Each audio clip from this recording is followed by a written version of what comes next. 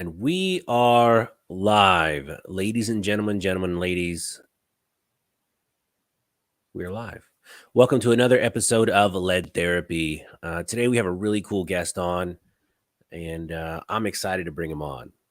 As a fellow, well, he's not really a refugee from California just yet, but I'm originally from California, and he's still back behind enemy lines fighting the good fight. So he'll be on in a minute. Let's check the chat. Arrow Brewer is in the chat. What's going on? I'm in the chat. Who would have guessed? Snipes. Snipes. Man, I got to pronounce that correctly. Jesus. I'm going to go with Jesus, man. We already went through this last time, brother. I'm just going to go with Jesus. How is the diet coming? All right. So let me tell you. So I started carnivore just over 6 weeks ago.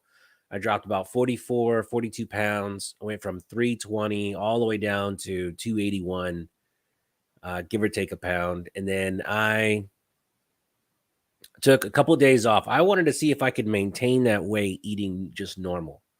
So I had an event coming up. I knew I was going to be gone a whole weekend. And I just wanted to see if I just ate like a normal human being and not went crazy, if I could maintain it. So I went 2 weeks, so about a week and a half of eating just normal food. Still no sugars, still no sodas, but it was just like a regular diet, and I gained 1 pound back in that 1 week, and it was probably just the water retention.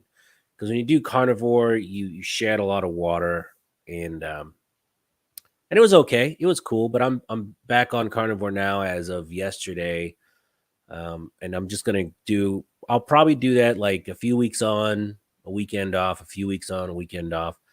But man, I feel great. And it's all right. I learned a valuable lesson. I learned that if I just eat like a normal human being, I'll be okay. My problem was before I started carnivore, 7, 8 weeks ago, I was eating fast food 3 times a day. It was horrible. Lots of junk food, lots of candy. It got out of control. So I'm back on carnivore. It's really easy. It's the simplest thing in the world to do. So easy. All right. Chicago Mike, what's up, man? It's good chatting with you the other day, brother. Let's see who else is in here. Randy, my man. What's going on, Randy? It's good to see you. I know we're a little early today. I kind of like it. I kind of like being a little early. The sun's out still. It's nice. Fluffy, Jesus. Let's see. We got to meet up for range day. I know, man. I'm doing range day June, the second Sunday in June, which is, hold on, let me make sure I got my dates right. The second day in June, it's going to be the 12th. So June 12th, we're doing another meetup. Make sure you send me an email and come to that. It's going to be a lot of fun. Jay Curry, what's up, buddy? MZ.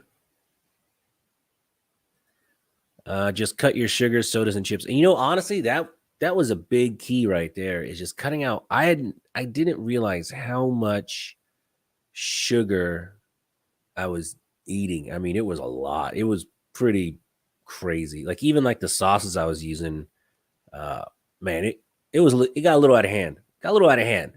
And I don't want to go back to that. I'm done. Not a big fan. Samuel Landers, what's up, buddy? It's good to see you in here. Chicago Mike, yeah, man, if you can come down for a meet, that'd be really cool. And if anybody's in the Houston area and you can make it out for that meet on June 12th, definitely come and do it because it is going to be a lot of fun. It's going to be a lot of fun. Brian, what's up? Smash Time looking good. Man, I feel good. I think I lost half of one chin. I got like 2 more chins to go, and then I can just cut this off, and I won't look like a Mr. Potato Head anymore. I mean, I'm still kind of Mr. Potato Head, but. So who went shooting this weekend? That's what I want to know. Who went shooting? What did you shoot? Because I have a new gun on the horizon that I'm going to buy.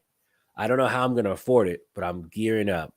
and it's a staccato. I'm gearing up. I'm trying to save some money. I'm trying to sell a few guns that are just sitting in the safe. I'm trying to cut the inventory because I want to get a staccato XL so bad, and that is just gonna be my goal. That's the next gun I'm gonna get. It's the staccato XL. Jay Curry says, unfortunately, that is the week my truck will be in the shop. Ah, come on, man. Jay. Uber. Brian. Nice. What'd you shoot, Brian? Chicago Mike. Just do it. Just do it, man. If you want to do a YouTube channel, I mean, it doesn't cost anything to start a channel. Just do it. I'm all the way in Pennsylvania, but would love to fly out there one day. Man, I tell you what, everybody I've ever met from Pennsylvania has been a little crazy in a good way. Like, crazy as in I want to party with that guy or girl kind of crazy. Not crazy like, they're missing chromosomes. But it's a lot of fun. Let's see. Fluffy. I didn't make it. Went to Cabela's instead. I should have stopped by the range and it was empty. Man. No, the staccato is going to be in a 9mm staccato XL. That is my dream gun, and that's what I really want to shoot. I've shot that gun, the staccato XL. I've shot all the staccatos, but I was able to shoot the staccato XL quite a bit about a week ago at the CCW Safe event. And I got to tell you, man, every time I pick it up, you just fall in love all over again. The gun is so well made, and the gun that was there had already maybe 3,000 or 4,000 rounds through it. So it was just so buttery smooth. It was amazing. It's an amazing firearm.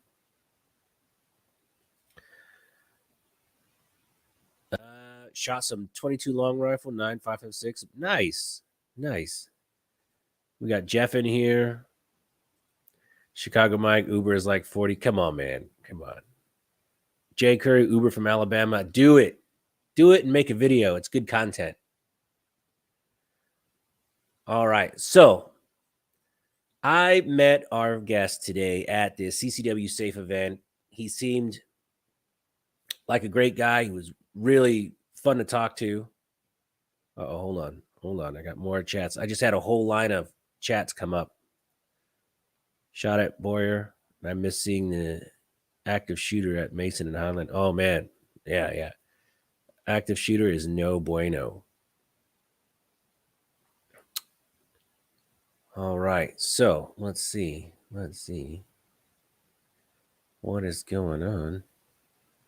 All right. So, like I said, I met this guest at the CCW Safe event. He's a California. I don't know. Every time I meet someone into guns from California, I just feel bad. And I try and preach to him. Says, you got to get out of that state. But he's behind enemy lines. He's trying to fight the good fight. And he's a host of the Firing Line podcast. And he does actually a podcast with CCW Safe too.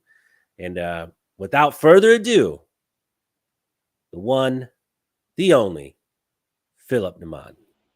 What's up, buddy? Hey guys, thanks for having me on the show, man. You're awesome. Love the way you're doing this here. So, was that a good intro? Yeah, well, it's better than I didn't know you were talking about, but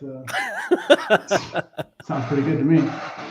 Oh, we are broadcasting from behind enemy lines in the People's Republic of Occupied California. I know it. And everybody that's watching, you just don't know what it's like. Because I was born and raised in LA. I used to shoot all the time, and I'd have to drive all the way up to Angeles Forest to shoot at a decent range, which I loved that range. That was like a whole day. Very nice range. Yeah, I loved it. But it's 2 hours to get there. Yeah, to get home. It's a solid hour and a half. You got the traffic coming in from the holidays. It's a long day. It is a very long day. But, man, I tell you what, it was so much fun. There was always a couple homeless people. There was always a few illegals kind of just hanging around the Home Depot. But the last time I was back a year and a half ago, all the way down Carson Street, there was you counted maybe 500-600 illegal aliens. Every bus stop, there's 15 or 20 of them. Every 7-Eleven, there's a bunch standing outside. Every gas station, there's a whole bunch. And then the homeless were just absolutely bananas. I went to those are not illegal aliens. Those are undocumented benefit recipients. Sorry. Sorry. All right. I see I'm out Should of be the all right. lingo. I don't know what the lingo is anymore. But the Seal Beach, we went to Seal Beach. It was just packed with tents. We were Redondo, You say Huntington. tents. Huntington Now wasn't too bad. you say that's Orange County. You say tents, right? So people are like, oh yeah, they're out enjoying the sun. No, these are what we affectionately refer to as free range felons. They just put their tents up anywhere and squat on public land. They'll go down to the beach. They'll take the best spots. They just stay there. They just poop where they stand. It's they're taking over everything, and it's not like people are just out there urban camping. They literally are well, just look on a few sites, you'll see them. It's really true what they're doing and who they are, and that's because we've let the jails empty. We don't put people in jail for what's called a minor crime. Only stealing $1,000 from somebody. Stealing a $1,000 firearm, $950 firearm is not even a felony. You just get a ticket for that. So crime is off the hook. Nobody goes to jail. We have cashless bail in some areas, which means you sign a ticket. Yeah, I'll come back, and they go out and commit more crime. It's insane of what we have allowed our government to do, and by not holding those people accountable. That's what Yeah, and don't let it it's happen to your crazy state. because I I like to saw a say, video. I watched a YouTube video of this girl walking around Frisco, and Frisco was always kind of dirty, but it was a nice city. It's unrecognizable. Like she was going around yeah, Chinatown. Even Chinatown is just full of homeless, and it's I, disgusting. I think everybody should call it Frisco, as we discussed earlier, because the people who live up there, they hate that. So just keep calling it Frisco. I've It's always called perfect. it Frisco. I get it. We don't live there, so we call it Frisco. Yeah, Frisco, Um, Frisco with a lift.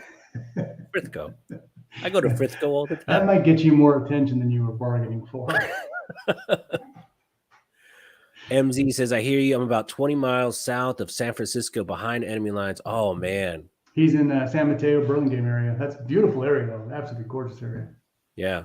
See, my aunt lived in Sausalito. So we would go up to Frisco all the time and then, cross the bridge, go to Sausalito, hang out for a little bit.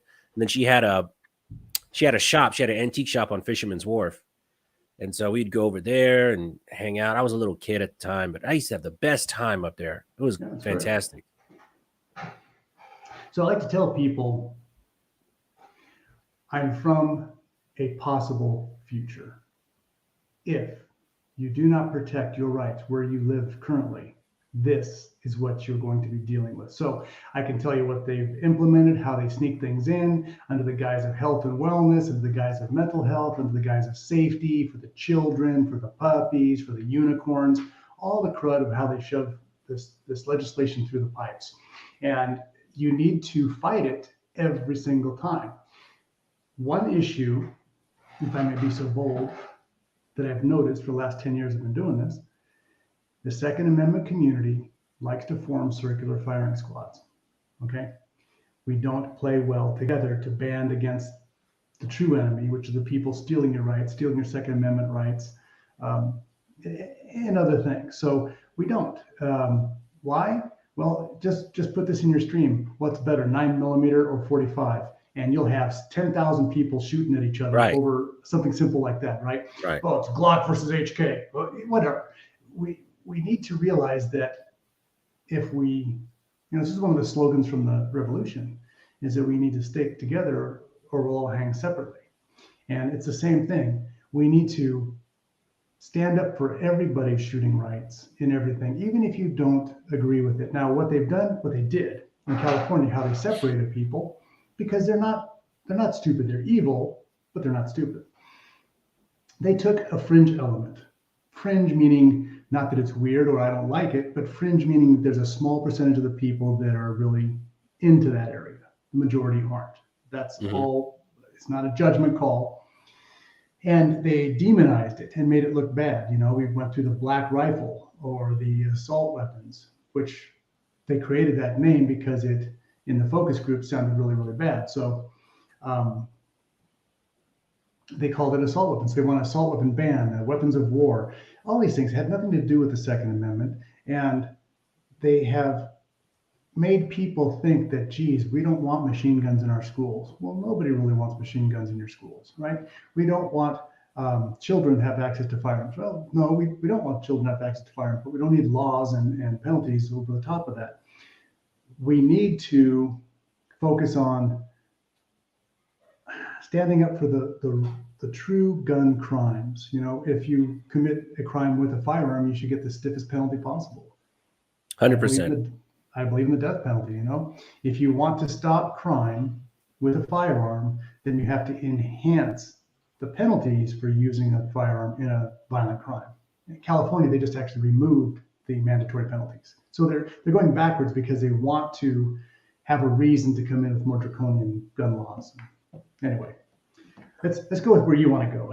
I'll just make people start vomiting if I keep telling them what it's really like over here. No, I'm telling you, you're preaching to the choir, and every time I see that, it just blows me away. Let's just check the chat real quick. Marcos is on 2A Warehouse. Make sure you check out 2A Warehouse. That's my favorite place to shop online.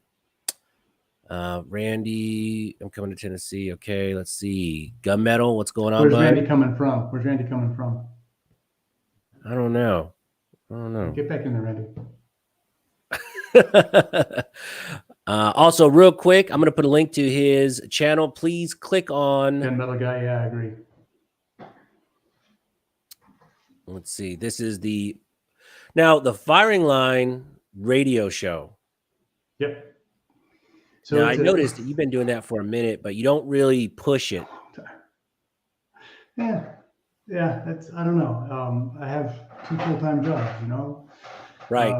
And this, it's cathartic. I get to get on the air and talk about half the time, well, 3/4 of the time, we're talking about guns, gear, bullets, ballistic coefficients, all the geeky stuff that I just like to talk about. And the other part of the time, we're talking about legislative things, and that's kind of the heavy lifting, the work part of our job. Been on the air in Southern California for 9.5 years. We just went on in Prescott, Arizona last month. So now we're in 2 places, in Prescott, Arizona and Southern California. And, you know, podcasts are out there on the internet, but you're right. I am a crappy self-marketer. No, but you know, the thing with talking politics and living in California, it makes you so angry. And I noticed just as soon as I get on the 91 freeway, going back just to visit, the road rage comes back. I'm stuck in traffic. I'm angry. I can't stand being there. And usually the last time we were there, we were supposed to go for 2 weeks. We ended up just leaving a week early. We spent an extra week in Vegas. I just couldn't handle it. I mean, you left California, went to Vegas because the crowds were bothering you, right? No, it wasn't the crowds. It was the people. It was so rude. Yeah, Vegas is full of Californians. I know, but you're drunk half the time in Vegas, so it's okay. They're modified, yes. Yeah, they're modified. So I'm going to put a link to the Firing Line YouTube channel. Please click it, subscribe. I'm sure he'd greatly appreciate it. Please hit the thumbs up. And if you're not a subscriber of mine, please subscribe. It's free. It doesn't cost you a thing. And if you don't like me, you can always unsubscribe. It's fine.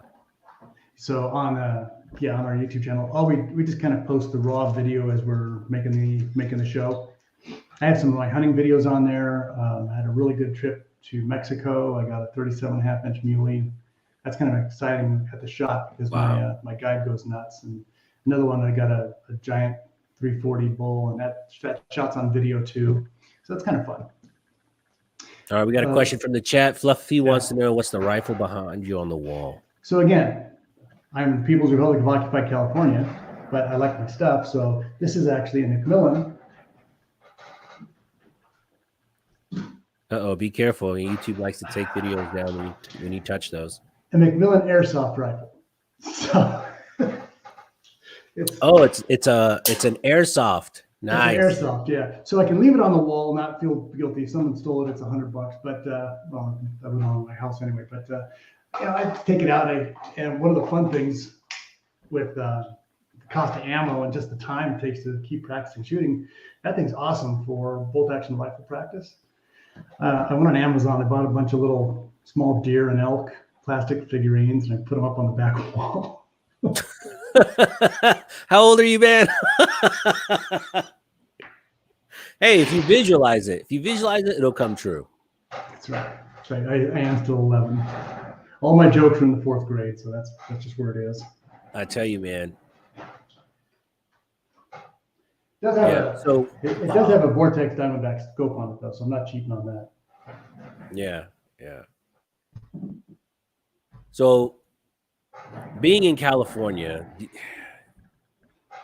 you're part time in California. You're full time in California. I'm about 3/4 still in California. So we just opened up my wealth management office in Prescott, Arizona. It's going to Okay. be full time, and so I'm probably still 3/4, but we're leaning that way. All right. Now, for everyone that doesn't know, see, I left California 12 years ago, right? And at that time, we still had the 10-day wait, but we didn't have any kind of roster. Now, and when I tell people about the roster, everyone outside of California, I think there's one other state trying to do a roster now. They have no idea that you guys cannot buy guns if they're not on this roster. And the roster gets smaller and smaller each year, right? Mm-hmm.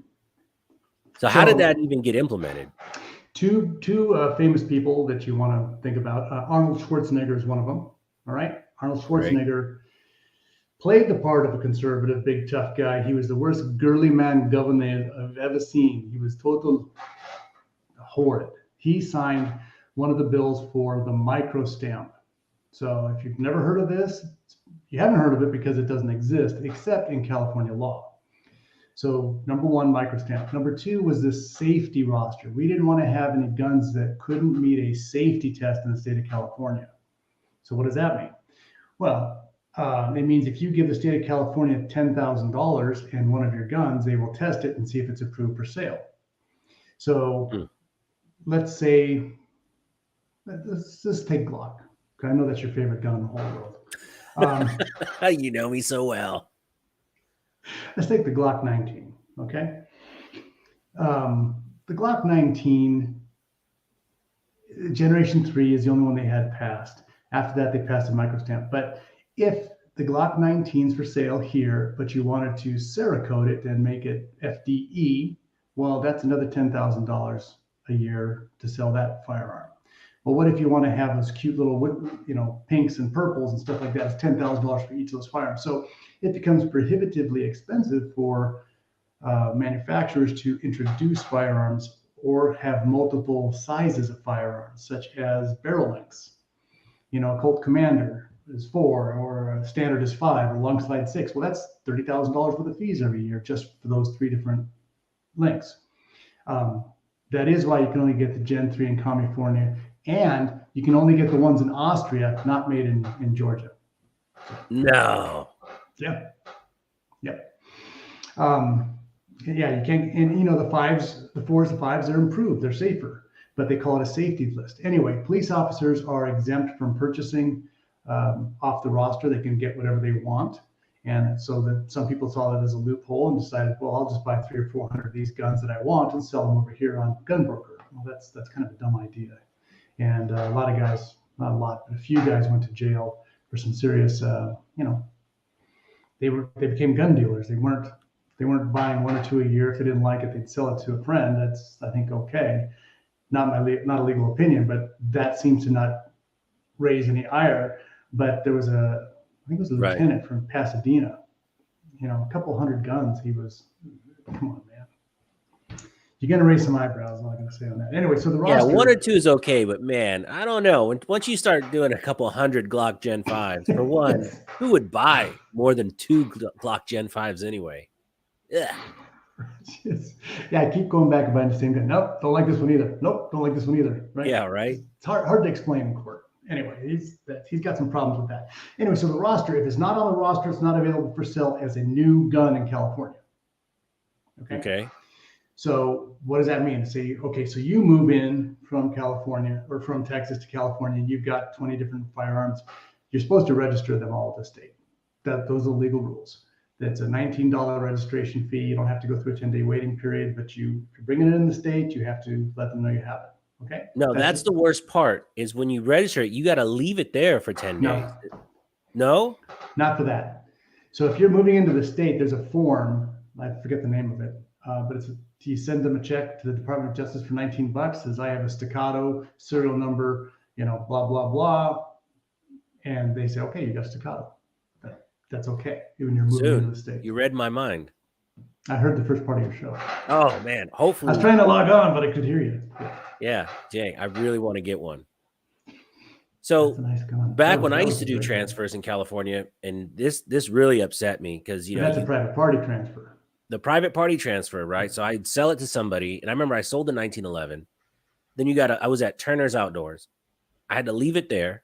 Mhm. And then the guy picked it up 10 days. He goes, man, it's all scratched up. They'd scratched the heck out of it. I don't know what they did with it, but it was my word against theirs.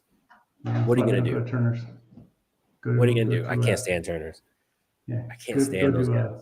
go But yeah, so oh to man. Bullseye Sports, Riverside, my sponsor. Go check those guys out. So when I left California and I went to my first gun show here, it was crazy.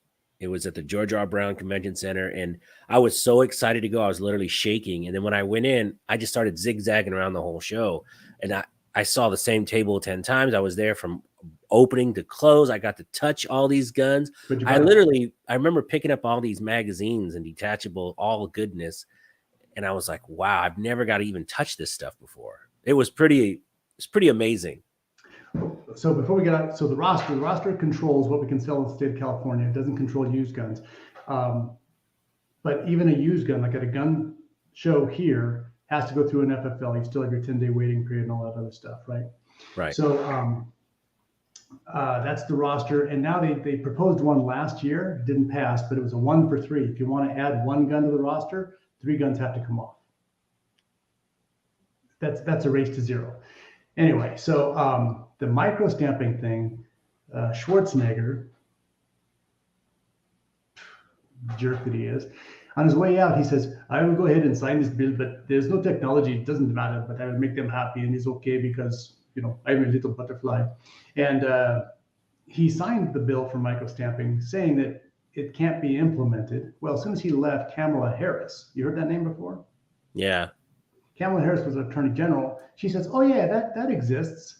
Boom, made it into law, which meant that no new firearm could be brought into the state of California unless it has a microstamping technology. Microstamping technology is going to put a identifiable indication on every shell from a semi-automatic.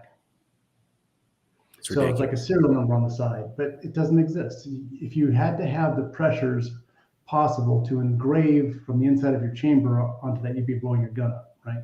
So it doesn't exist, but it stopped them from bringing staccatos or STIs or all the really cool stuff, witness elite matches. We can't get any of those things out here. So let me ask you a question.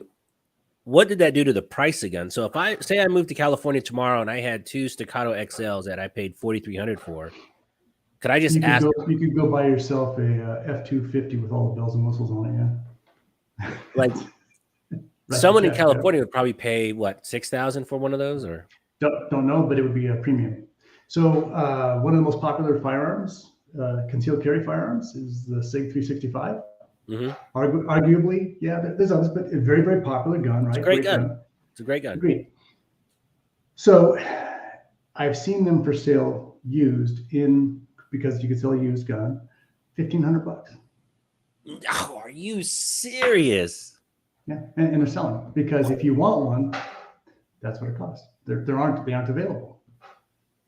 What's the craziest price you've seen on a gun out there where you were just like, no way, it can't be real?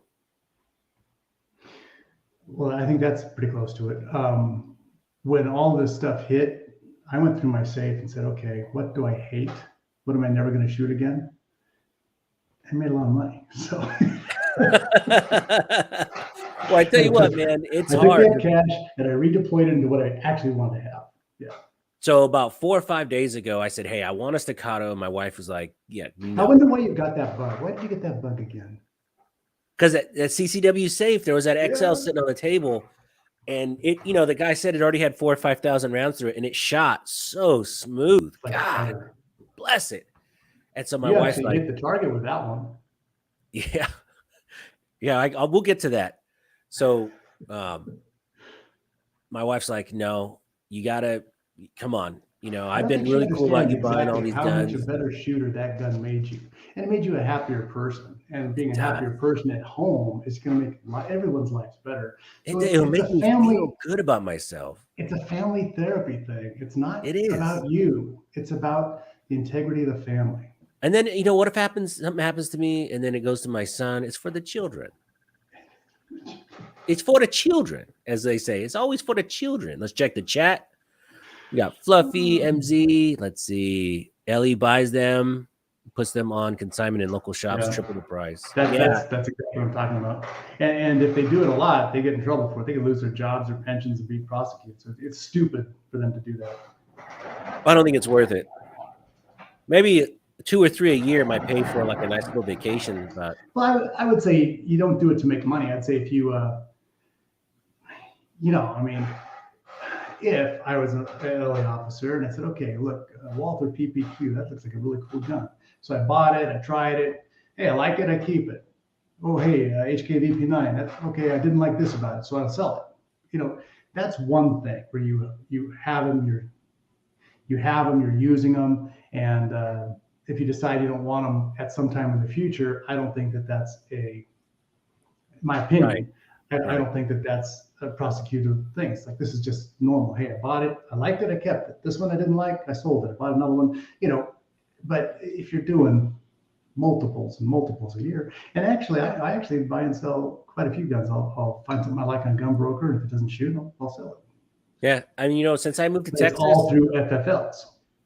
Since I moved to Texas, oh no, all my stuff's private party, most of it, and that doesn't exist out here. And I remember, know. I'm on the air, so all my stuff's through FFLs.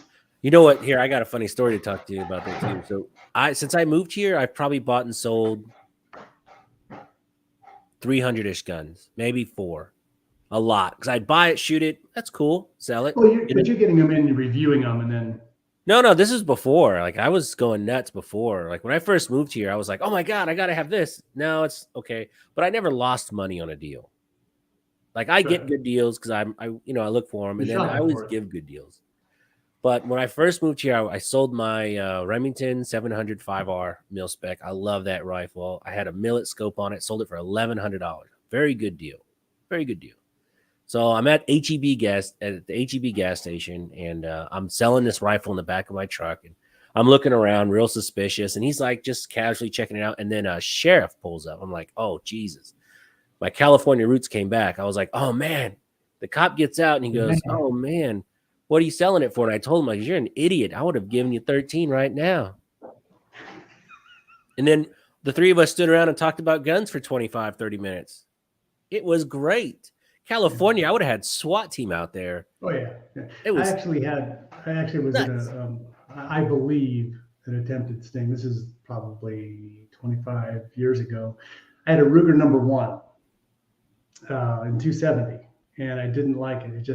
It had some quirks about that gun, like it couldn't hold a 0. So I decided I was going to sell it. Went down to a gun store or a gun show in Orange County, and I have, it's on a sling, it's on my back, little straw on the barrel, firearm for sale.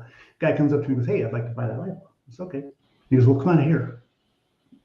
So we walk outside, and there's a planter bed, and there's like 3 or 4 guys who look like they're LE types, just sitting around. And the guy comes up and he throws the money on the counter. He goes, there you go. I said, hey, let me get you your information. He goes, what do you mean? I said, well, I'd like to know who I sold the gun to, because I'm looking around. This doesn't seem right. He could have done this inside. And I said, just let me get you, show me driver's license. So if somebody ever asks, I can say where the firearm went. He goes, oh, no, man, no, none of that.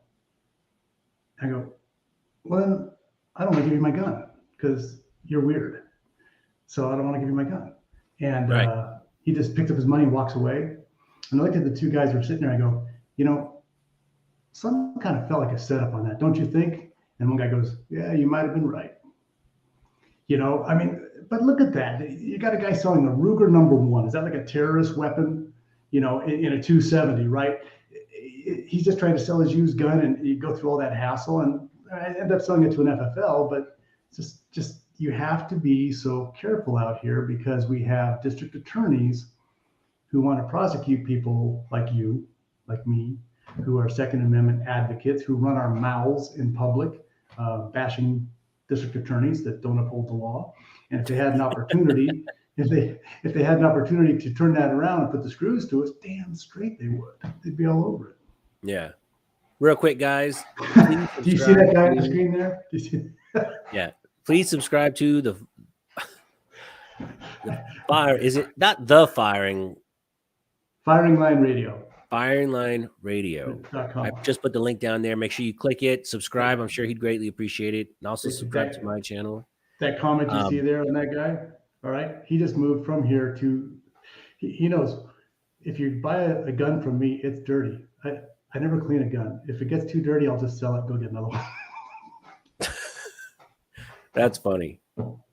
Yeah, someone was in my chat, sending me messages like, man, you don't have to clean your guns all the time. And I feel weird putting a dirty gun back in the safe with all the clean ones. It's like He's bragging. Look what I did. Yeah, like, the dirty gun. Oh, look what I did. Yeah, he likes me better than you. Oh, that's cool. So what about gun storage in California? Has that changed in the last 10 years? Because I remember before when I would go to the gun range, I'd have to unload the magazine, keep it in a separate zipper from the magazine, and the bullets couldn't touch the physical gun, or they'd consider it a loaded weapon. Yeah, and so here's the issue with that. It all depends on which CHP individual pulls you over, right? Mm-hmm. It could be somebody who's totally cool and goes, yeah, you tried. It could be somebody who's an a-hole and says, oh no, that magazine was touching the frame when you open the case. That's a loaded, you just don't know. It's a loosey-goosey rule. So I always say you have to err on the side of being safe. Put them in the trunk, unloaded, lockable case, unless it's your CCW. If it's on your CCW, you can carry that all the time. So, so concealed carry permits in California, when I was there, they said don't even try because you're in LA County. Yeah, you'd have to have an amazing. You got to either be a jeweler or you'd have to have a really good reason to get it. Well, in LA County, you had to be a really good donor to the sheriff to get it. You had to have political pull, like $10,000 a year donation to him. I heard $20,000 going to get you a badge too. They'll give you a little badge for $20,000. Exactly, you saw that then. And that all kind of went out with that guy. His name, he's terrible. Anyway, that weird sheriff. He liked to hug too much. It's like bothered me. Is it Phillip? Yeah, I think it was. That's the guy back when I was there. Yeah, no, Baca. Oh, Lee Baca. What a chump. Yeah, exactly. Too huggy for a man, if you know what I'm saying. Anyway, in LA County, you couldn't do that. But the new sheriff that they have, I think he's figured out that, I was in a tight race last time, and I got 13 million people who want to have CCWs.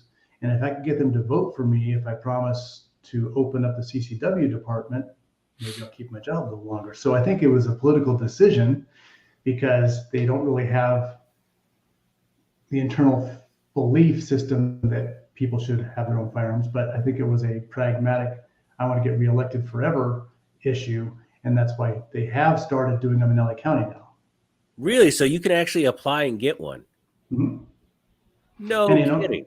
In San Bernardino County, so my radio program, San Bernardino County, Riverside County, LA, the eastern half, and North Orange County is kind of all the whole area that we cover.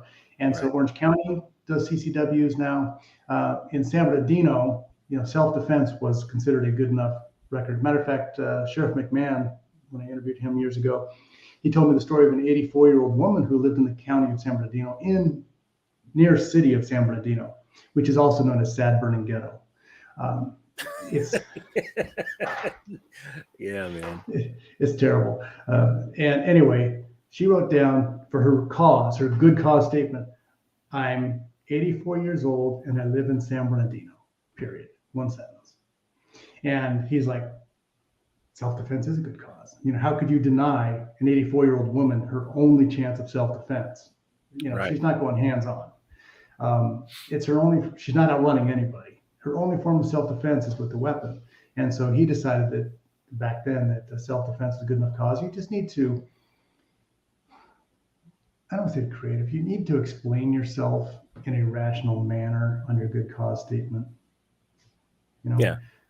Just be right. Don't say, you can say this and you may be right. I guess I got to bust a cap in a mofo. Or the other side is, some guys say, well, Second Amendment is my permit. That's great, but that's not going to get you what you want here. Yeah, I Right. understand sentiment. It's on a T-shirt, it's on a hat. Get it? That's not going to fix this. So, Right. Jesus, you got too much time on your hands. I I'm get crazy concerned with there. cleaning. No, I make people sick. So when I clean my guns, I have this whole thing. I have this beautiful towel I spread out, and I have this whole pack of Q-tips, and I have all these rags. So I do deep cleans, man.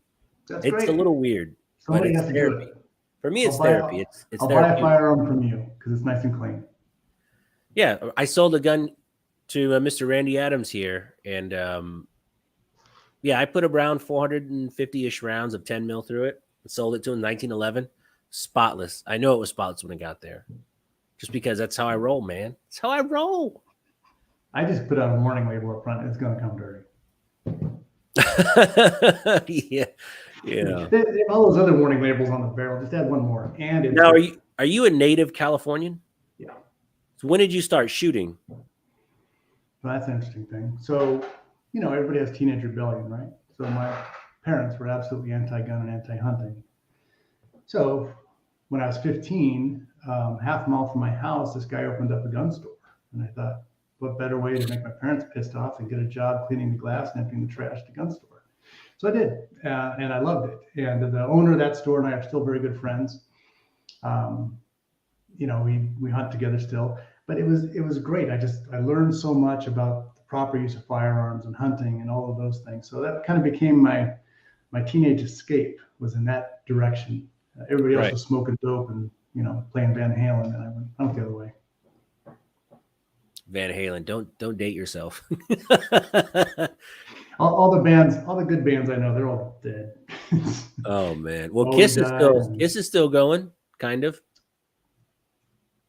They're yeah, doing all right. All right, we got Asian Pew Pew in the chat. Mr. Barry McFarland is a good friend of mine around here. Let's you hear see. what he said about you. Yeah, he's weird like that. Yeah. Um, Is LA now issuing permits to whomever applies? So, yeah, because if you apply, well, the issuing part, you need to apply. There's qualifications. They do a background check, right? If you have a bad character reference in your background, that could be an issue. What could that be? I don't know, a DUI, even when you're, tell you what, the number one thing when you're doing any kind of applications for this, do not omit anything and do not lie. They know. They know your last speeding ticket. When they say, did you ever have a speeding ticket? They know. yeah, They know yeah, how of fast you course, were going, what neighborhood. They know. Don't omit anything. It's okay. Everybody, by the time you're a detective, you realize everybody's got a past, and it's not so much where you were then. It's who you are now, and what's your character now.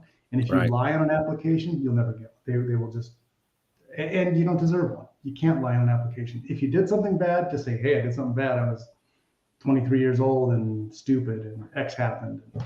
This is what happened. I did that. I paid the price for this. I did that, and let them make the decision. But they already know, so you can't hide it. Remember, they deal with criminals all the time. Number one trait of a criminal is they're liars. right. Or they're married. Kidding, just kidding. All right, so that's right. Barry is a California refugee, but he's from the beach cities. I think he's from like We Huntington have Beach beach or cities, Redondo or yes. something. Redondo. I tell you what, Redondo's gone downhill too. Oh yeah, Hermosa. Let's see. See, it just kind of. No, no, I've never served. I've never served. Uh, I just, when it comes to my guns, I don't know. I just like clean guns. I'm with that guy. I bet. Lee Fox is in the chat. What's up, Lee? It's good to see you in here, bud.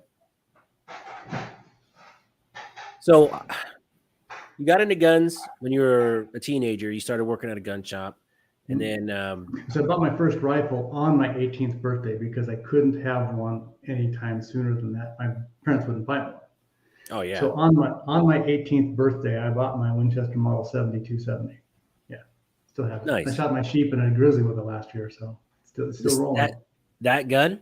40 years old, fourth barrel, third stock, third scope, but 40 years old, still rolling. Oh man. And so I'm trying to. I don't want to put a timeline here. You know, it's never polite to do a detailed timeline. So you went from one gun to just you had to have more. I mean, how bad did the bug bite you when you first got into it? Well, you're on your own as a young guy. You don't have a whole bunch of discretionary cash. That was back in the days when teenagers moved out from the house, Right. as opposed to staying till you're 36 or something like Yeah. that. That's what I did. There you go. So you had more disposable cash. Anyway, I bought my next rifle. I bought as my graduation present to myself from high school. Was a Model 70 300 Win Mag, and I still have that gun too. So Nice. on its second barrel, third stock, second scope. Actually, I changed that one into the barrel I put on it is a Wildcat barrel. It's a 270 300 Win Mag.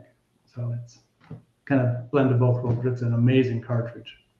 Yeah, I love, so my first gun, I bought a shotgun. I found out I was a dad. So this is 22 years ago. I got a phone call. Hey, this is so and so. I moved to Texas. By the way, I just had a kid. It's yours. I'm like, who's this? And I was like, who is this? I had no idea, man. No, It you're was right. fine. I took the test. I was like 99.98 positive. I mean, not even OJ could get out of that DNA evidence. So it was like, I'm definitely mine. But I was like, what's this 0.2% shit?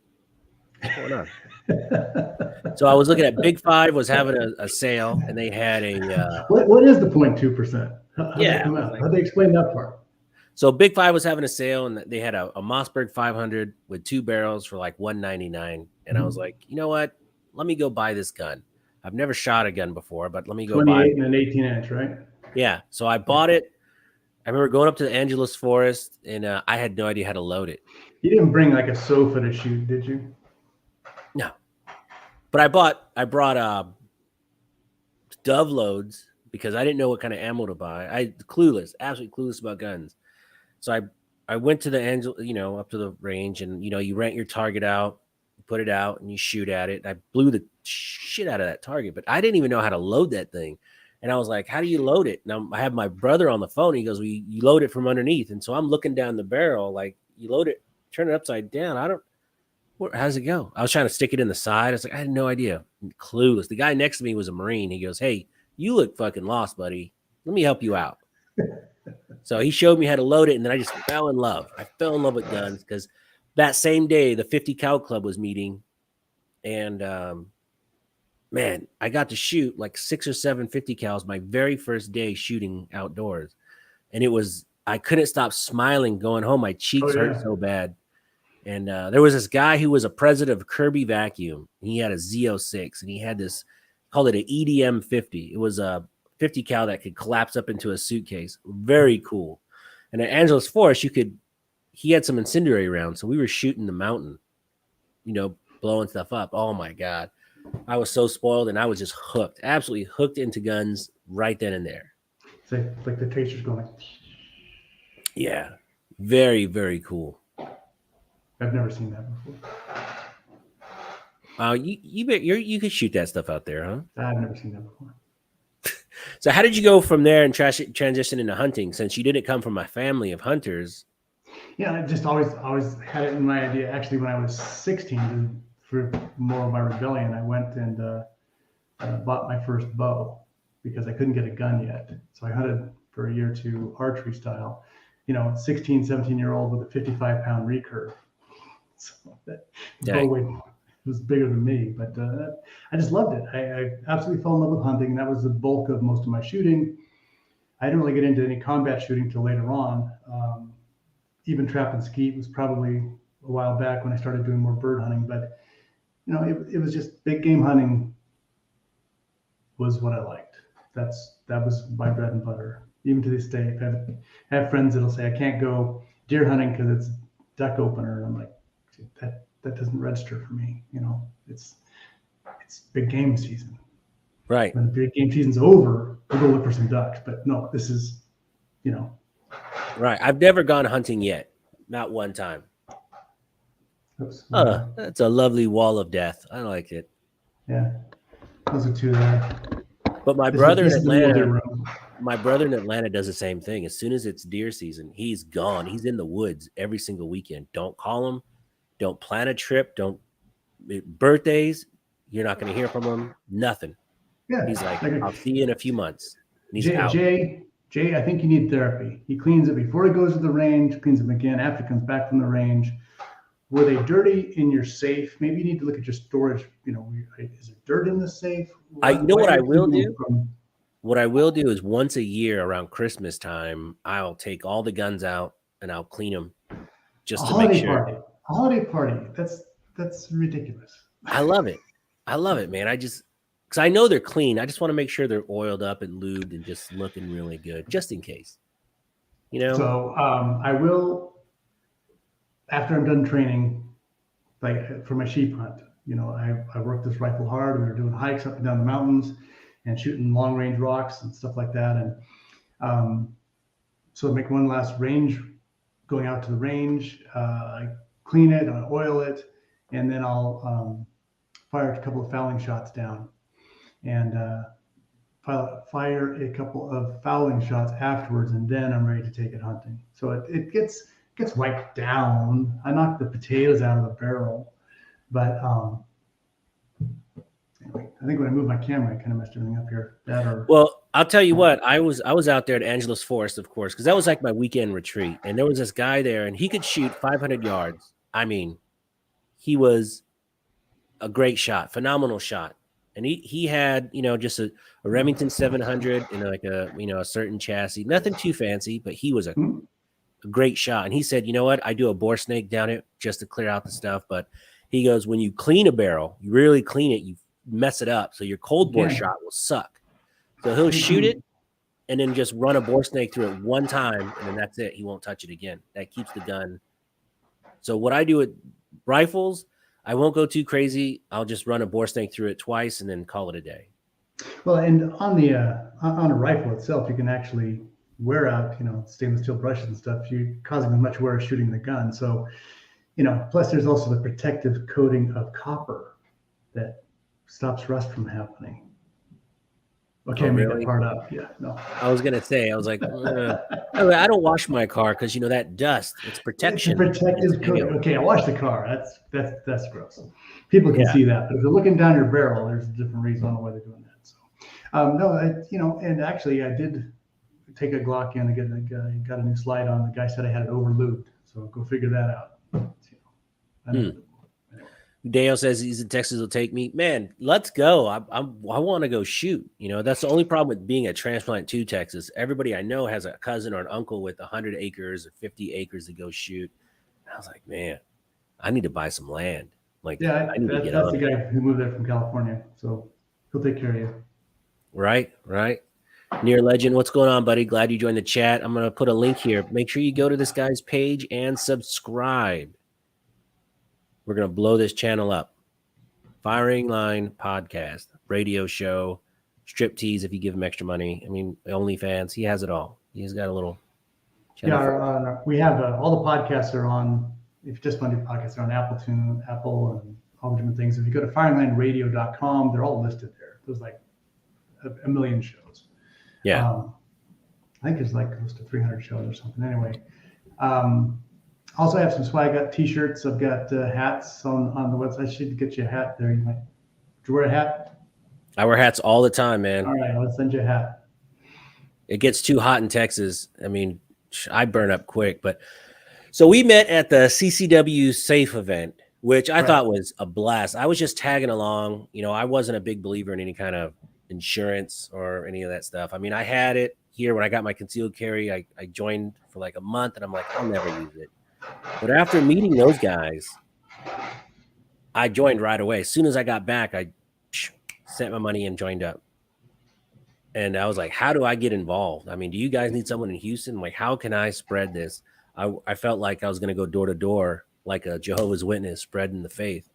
But so let's talk about what CCW Safe is, what they do, and why it's an important thing.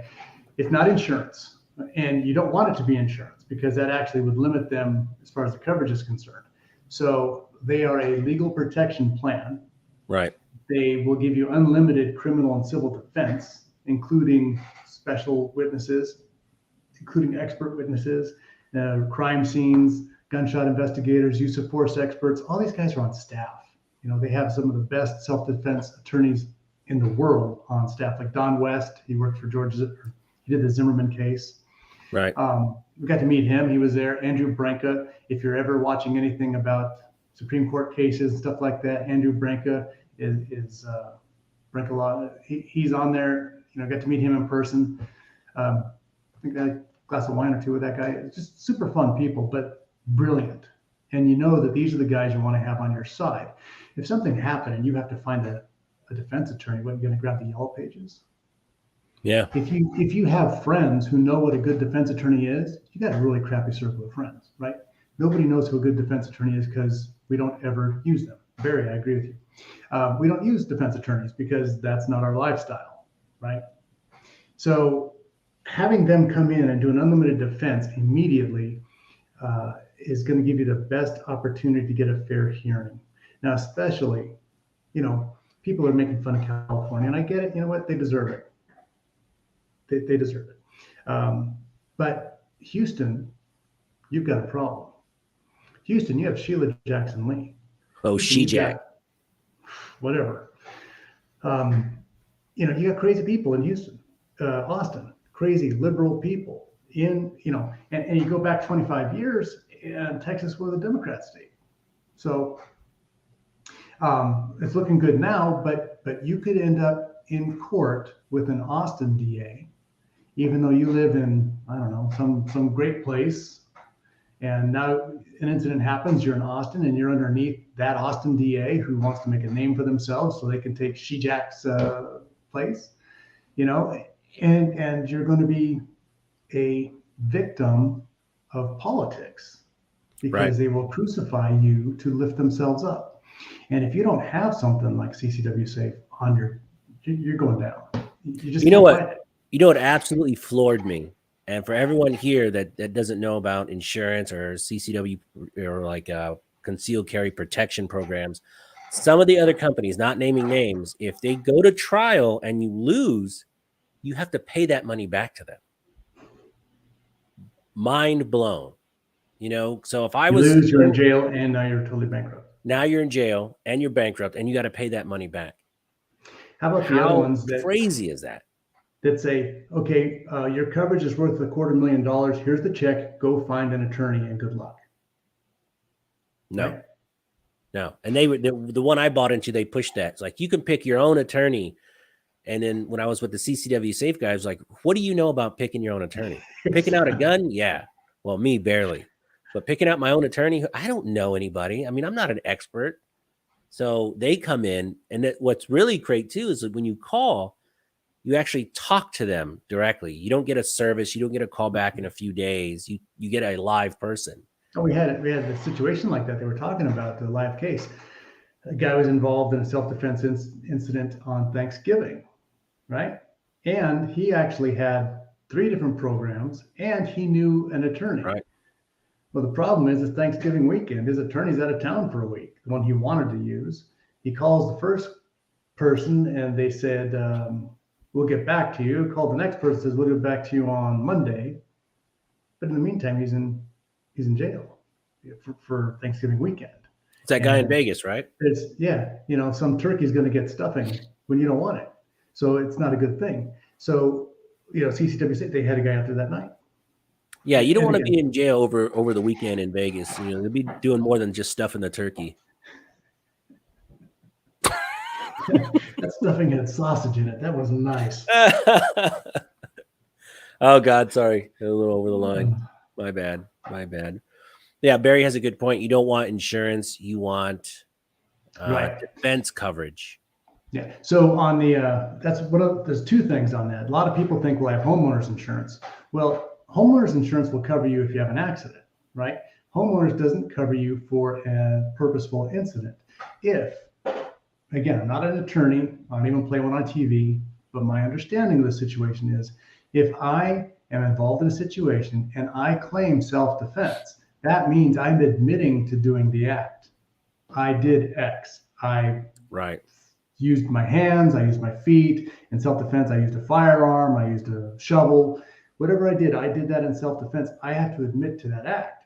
Now, your homeowners will not insure you for a willful act. So if you willfully defended yourself, your homeowners gives you no coverage. So that's number one. They will not help you in this case at all. The second thing is to take a self-defense, to take the self-defense, not plea, Of but course. to claim self-defense. Oh yeah. I'm getting old, man. So to claim self-defense, you're admitting to taking that act. So you're really gambling the whole thing. So if you're saying it was self-defense, that's my plea. And they say, great, here's a check, go find somebody to represent you.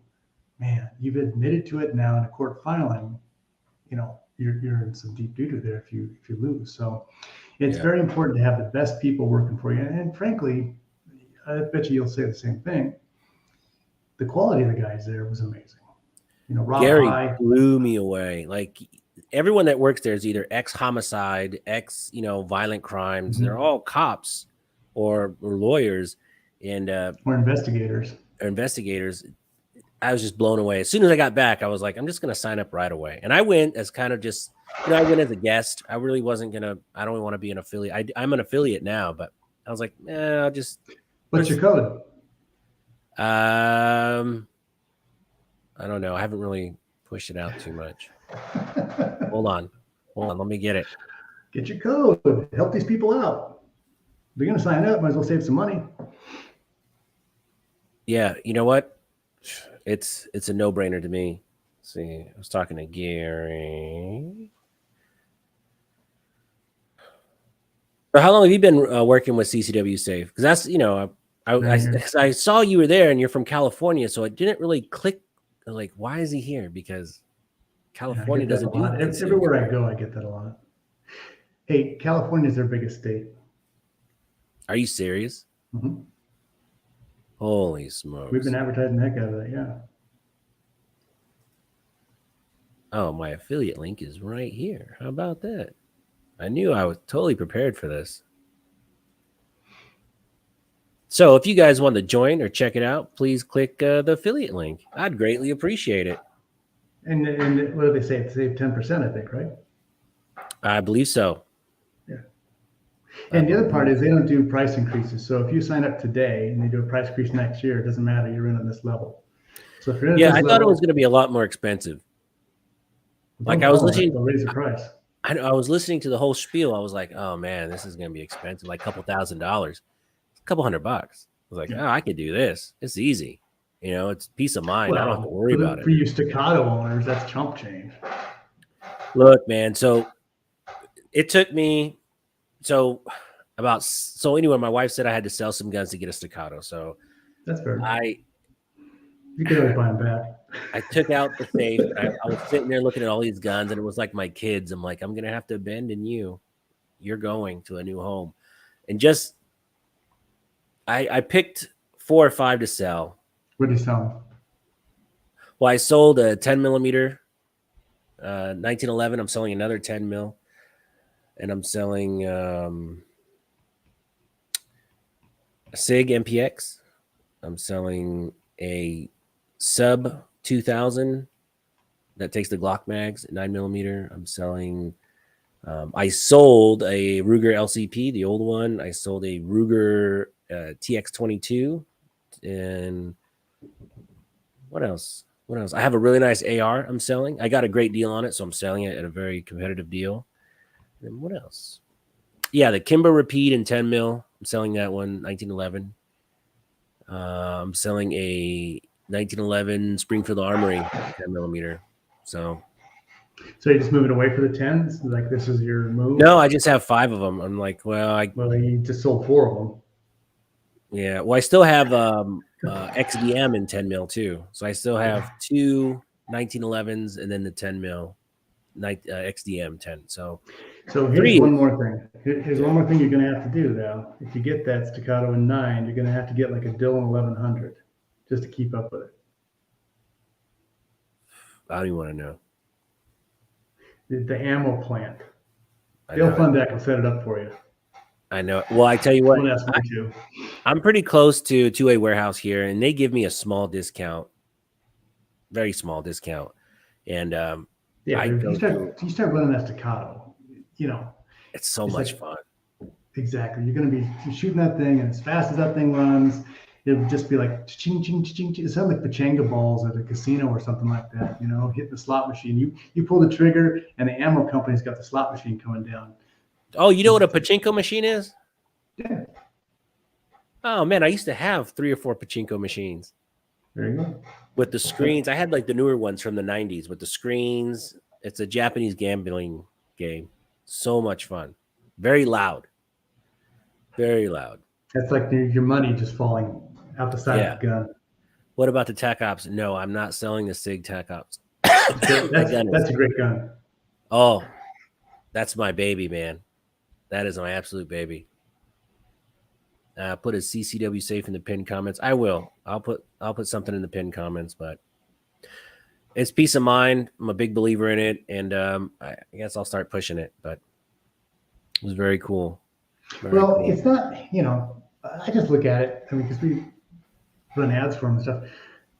I don't feel like I'm pushing it. I mean, it's something that, you know, it's one of those things. If you ever hope to God you never need it, but if you ever have to have it, that is like the best. I don't want to sound like a salesperson, but that's the best investment you could make, because for the couple $100 a year, you got a couple $1 million of coverage. And Well, that that's too, and it's the same reason why you have a gun. It's better to need it, and it's better to not need it and have it than need better it to and get not have it. sciatica carrying that thing around than to not have it when you need it. Yeah. Right, right, right, right. So, man, what can we expect from since I know YouTube's kind of like your hobby?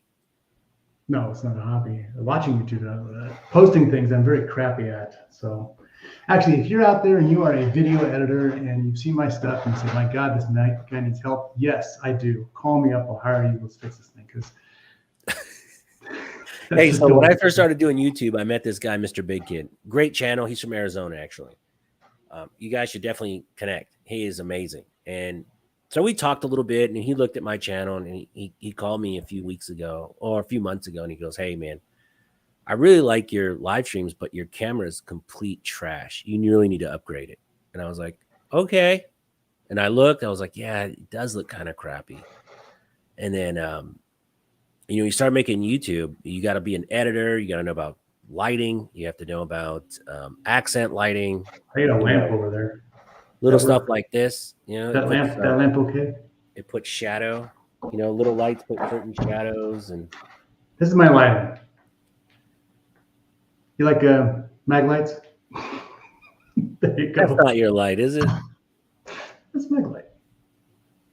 Product No, sponsor. I got all Hey, kinds of folks, lights. let me plug the people that plug me.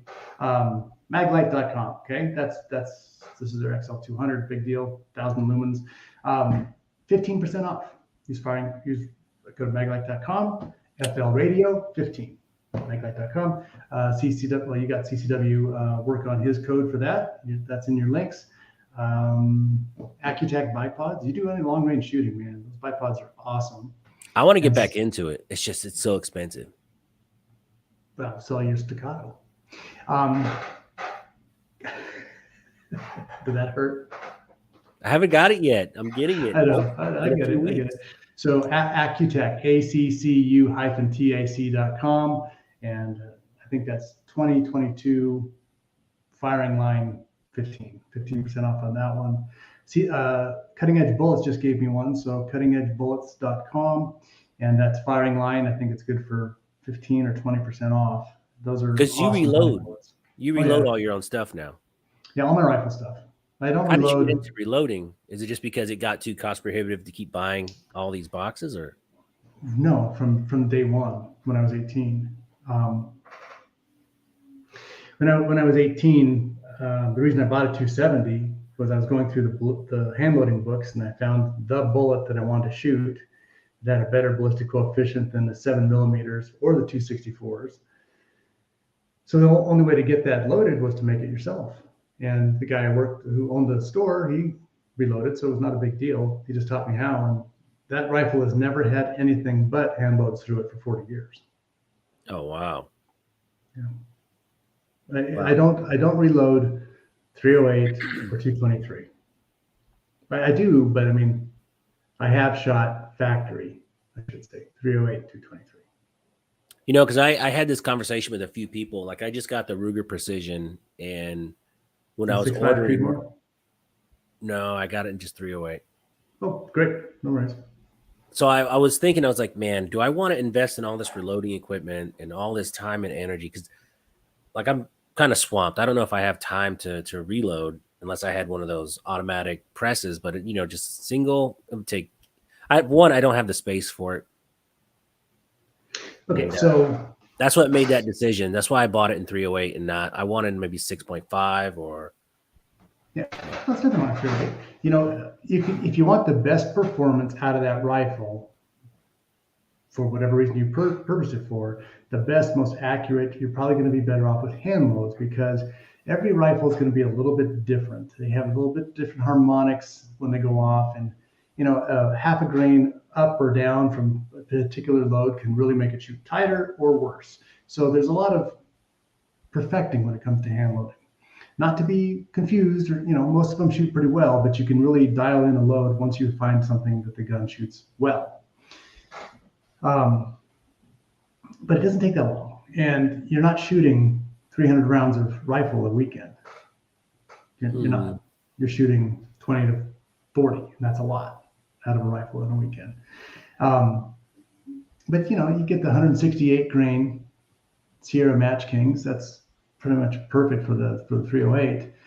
And there's so much data on the 308 that you don't even have to work up the loads. You just go to the Sierra book. What's the most accurate 308? Is, you know, Winchester 748, 41.2 grains, Right. whatever. You plug it all together, and you're going to have something that's going to really have great performance right off the bat. So that's going to help out a lot. And it is cheaper, especially today.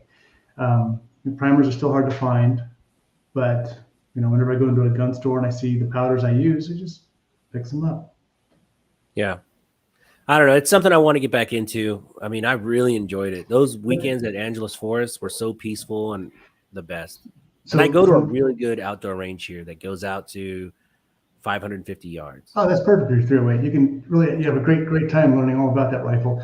So hand loading high-powered rifles could probably do about 40. I could probably load about 40 full cases in an hour, single stage press. And that's from decapping, priming, powdering, seeding, done. I could probably do about 40 an hour. And that's pretty quick, but that's getting it down to a rhythm. I have a single stage in the garage. You know, but didn't your wife say you needed a Dillon for your birthday? The 1100. Man, look, I'm just trying to afford a staccato, man. Like, this is how you afford the staccato, all the money you save on ammo. See? Work this. There's two things. If I had the Dillon, I would save $1,000 a month on ammo. I could get 2 staccatos now. Time is money.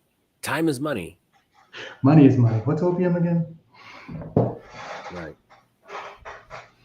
Let's see. I think me and Dale are going to be best friends. He said he can come over here and load.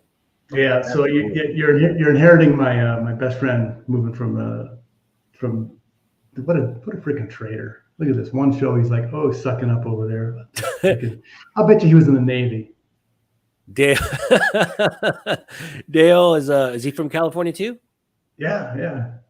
He used to. I met him through the radio show here as one of our listeners. Yeah. Oh, no kidding. Dale, where are you from? I mean, where do you live at now? You said you live in Texas. I don't know, man. I'm doing a meet and greet on June 12th, and that's a Sunday morning.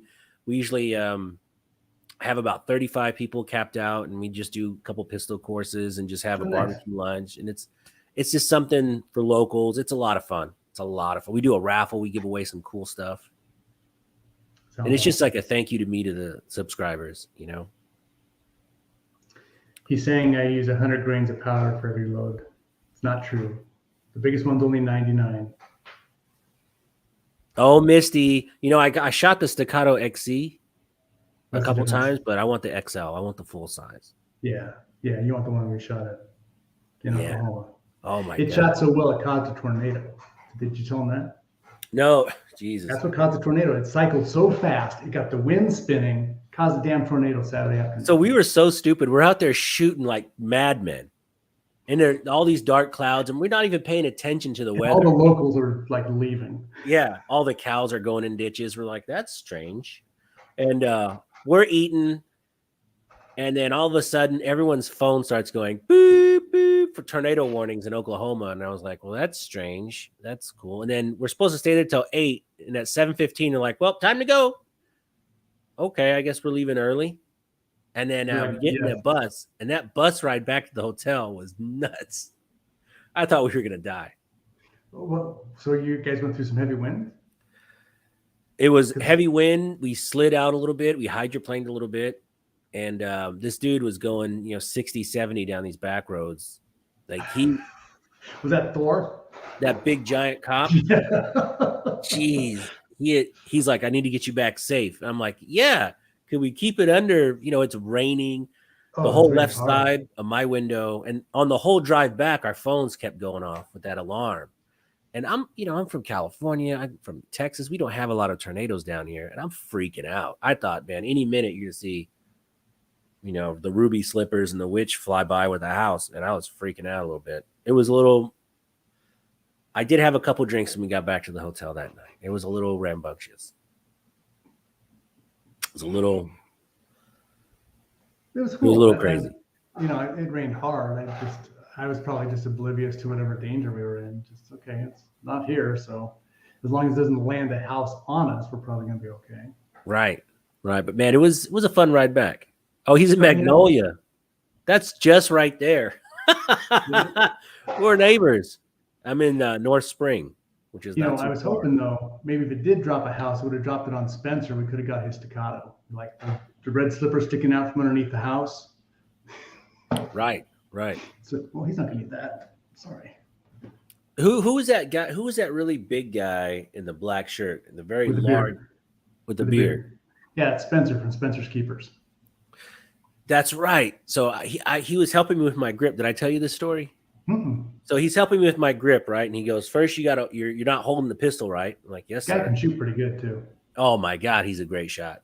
So I'm holding it, and pushing my palms together. I go, it's kind of uncomfortable. And right in my face, he goes, I don't give a shit. I was like, yes, sir. Yes, sir.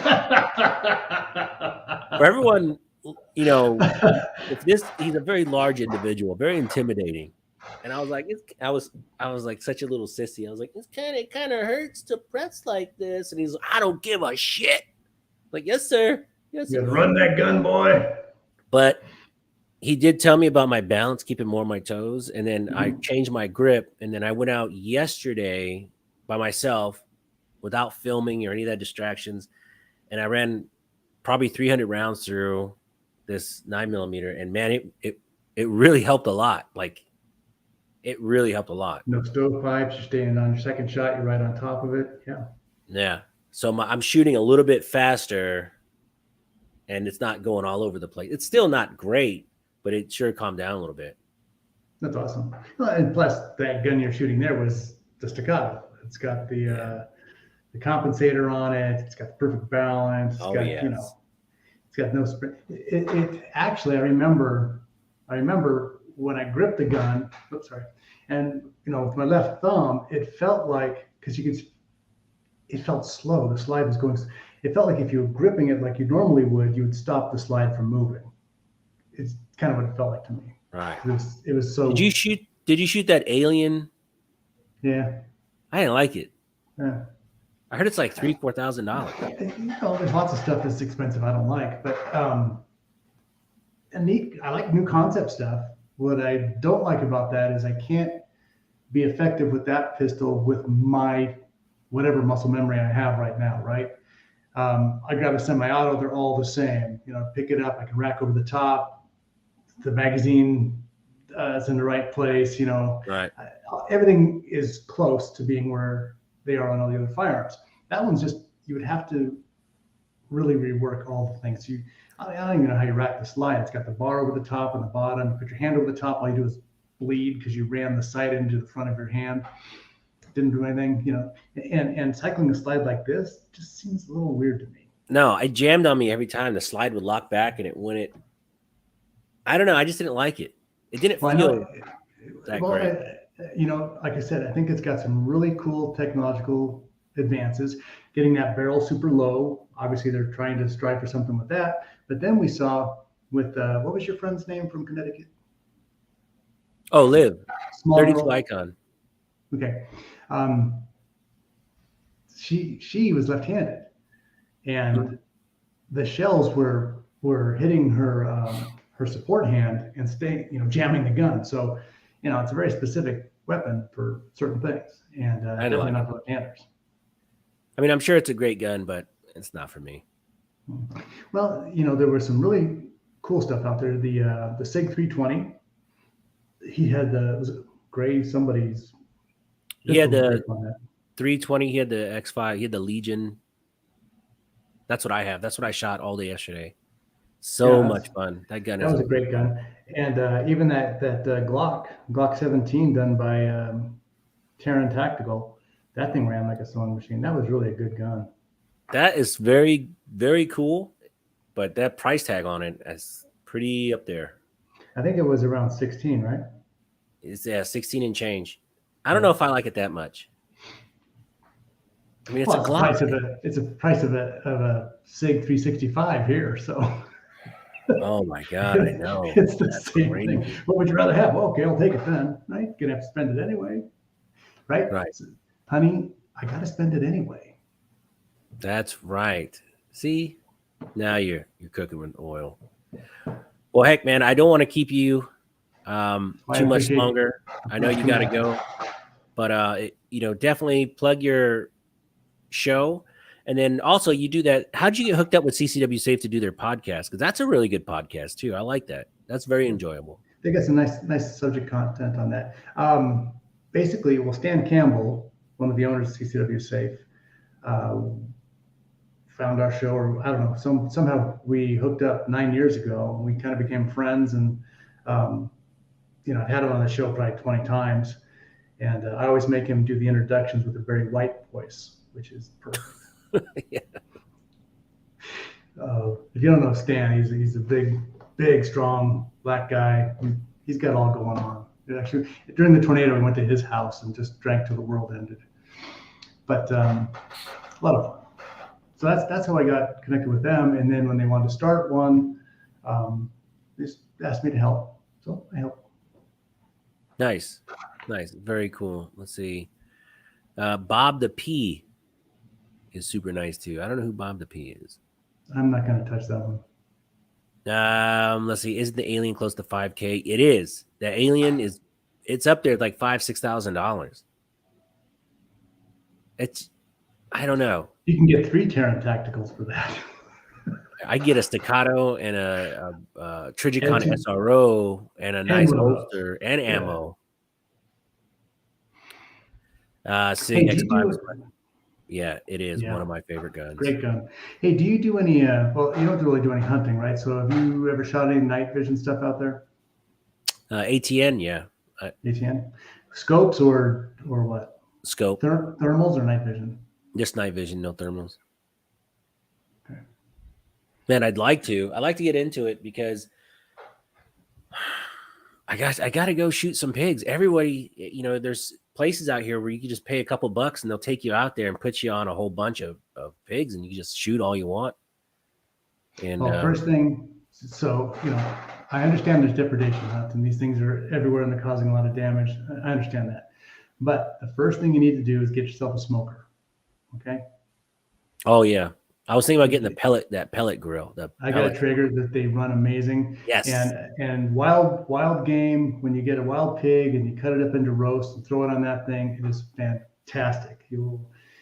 Some guys don't keep all the meat, but that stuff's good. Don't let it go to waste. Well, the thing with wild pigs out here, they said just cut everything below the shoulder, throw all that out because it's all infested with ticks and stuff. But the meat itself is pretty good. And with the price, oh my God, I bought some chicken wings today in the grocery store. $23 for a pack of chicken wings. It's gonna get worse. It used to be $7.99. because I eat a lot of chicken wings. All right, I love chicken Well, wings. you started the carnivore, right? Yeah, It's yeah, been very successful for you. yeah. I took a week off to see if I could maintain that weight eating normal, and I did. I maintained the weight eating normal. Still no sugars, no sodas, but I just eating normal. A little bit of low, semi low carb. It was totally fine, and I got to eat good food. It was all right. So as of yesterday, I'm back doing full on carnivore to see if I can. I want to get down to another. If I get to 220, I'd I'd be ecstatic. I'd get rid of like half another chin. It'd be great. If I got to 220, I'd be happy too. Now you're a pretty fit guy. I'm not 220. I'm just tall. We hide it. We hide it over there. Yeah, actually, it's Misty's fault. Now, let me tell you, I follow Misty on I think it's Instagram, and she started posting all these pictures of like fried chicken and this and that, and she posted all these food pictures. Misty, you helped break my diet, which is not cool. But I don't think she's gonna be able to cut no, up she don't over it. care. She don't care. She's great. She's been with me from the beginning. Well, Misty, why don't you give us some recipes on the wild hogs for me? Because we're going to get this guy in the field, and then you got to do something with it. Oh, a couple other things. Wild game. This pro tip. Okay, if you ever, would this be censored if I did this for Dale?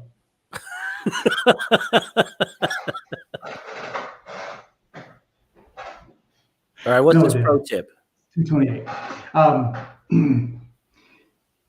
When you buy meat at the store, okay, it's been slaughtered, it's been knocked unconscious and bled out, and that's how the animal dies, right? The meat is out of the body. When you're hunting, if you are a good hunter and make a good shot, the hydrostatic shock kills the animal very quickly. The problem is all the blood is still in the meat tissue, right? Right. So people complain of a gamey taste. Now that gamey taste is really the blood that's still in the meat. So pigs you don't age because it just doesn't age well. But if you're shooting a deer or elk, you want to get them to age 2 or 3 weeks at your butcher. Really ask them to do that. Anyway, so when you get it cut and it's wrapped and it's frozen and you want to defrost it, take the meat, unwrap it, put it in Tupperware or a bowl, cold water, and let it defrost in the cold water. The osmosis will pull all that blood out of the meat. You'd be amazed how much comes out of that. You might have to rinse it 2 or 3 times. Let it go overnight. If you're going to smoke, you brine it. You put your salt and your garlic in there, garlic powder in there, Ooh. brine it, and it pulls that blood out, and it completely changes all what people call a gamey taste is gone. And it's far better for you because it's all grass fed. There's no hormones, there's no corn fed, there's no soy. It's the perfect meat for you. But that's the pro tip on cooking it to get that bloody taste out. If you've got some venison in the freezer from last year and it's still in the freezer because you don't like the taste of it, try it. Defrost it in the refrigerator for 2 days, change the water once or twice, and then cook it up. And you'd be amazed at the difference. Oh, very cool. Very cool. So, are you planning a trip out to Texas anytime soon? Are you coming to NRA? Was that in May? Yeah, it's coming up pretty quick. I'm not sure. With my 2 offices, I'm only going because it's literally 20 minutes from the house. yeah, Like, I was it's just flying down the freeway with road rage to get here for this thing, and I'm still 5 minutes late. So Yeah. we're packed. It's packed time. So I don't think I'm not planning on going to NRA. I will go back to the NRA when they get rid of Wayne LaPierre. Yeah, and what's funny? I said I'm not going to buy a ticket. Okay, give me a press pass and I'll go, but I'm not going to become a member again until the management changes. So I'm going to wear my GOA hat. Yeah, when they call me for money, I say, "Hey, is Wayne still there?" Then no call me back. I think he for the good of the thing, he needs to resign. And I think that the fiscal malfeasance that came to light was egregious. Yeah, I mean, I don't blame mid management. I don't blame the lower tier guys. I don't even blame the members. It's the top 5 or 6 guys up there just really milking it, and it's horrible. The report that I heard, I believe it to be true, was something in the neighborhood of his clothing allowance was more than most people make in a year by a long shot. Yeah, Bulletproof cars. Crazy. Crazy. So anyway, yeah, I support the California Rifle and Pistol Association. They're the ones who are doing all the work. Honest with you, they're the ones who have all those cases in the Supreme Court because we have to try them here in California. We have to fight the Ninth Circuit Court of Appeals, and we're fighting and fighting and fighting and fighting. And now we're at the Supreme Court's trying to win this. And you guys out there in Texas need to realize that just because you don't live in California anymore doesn't mean laws that are passed in California can't affect your national rights. Right. Because once it goes to the Ninth Circuit Court, it goes to the Supreme Court, and you just saw the two that Biden's put on there. You watch the Armed Scholar? Yeah, I do. So he'll be here. He'll be on the live in about 2 weeks. Cool. I got a chance at the Gundies to hang out with him for a little bit, and the same thing. He's actually looking to get out. Like he wants to get out of California just because it's just it sucks, man. Like it really does. To be a gun person in California, I wouldn't wish it on my worst enemy. It's hard. Well, unless you know people or unless you know how to work around, but the average gun person in California has it rough. Well, the average person in California, because of the bad management here, has it rough. But I was born here, I've lived 58 years here, and it's gorgeous. I'm looking out the window. I've got San Gorgonio, snow on that peak, San Jacinto, snow on that peak, flowers, and the weather's perfect. It could be a beautiful place. We just have to get rid of the idiots. And unfortunately, they're the ones running. They changed the name from Sacramento to Excremento just because they only produce poop. So. No, but I tell you, I mean, when I lived there, I was born and raised there, and I remember snowboarding up at Big Bear, twisting my ankle my first run down, and then I was at Manhattan Beach having a Mai Tai by 12 noon.